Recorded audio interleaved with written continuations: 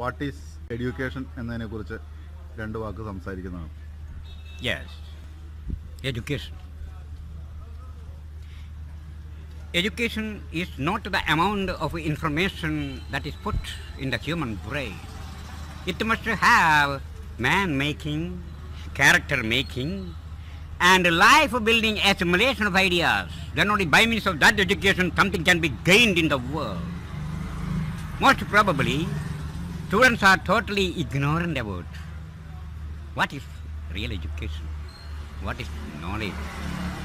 See, knowledge is an ocean in which we are merely one or two drops. To get knowledge, we must have constant contact with the innumerable personalities. Because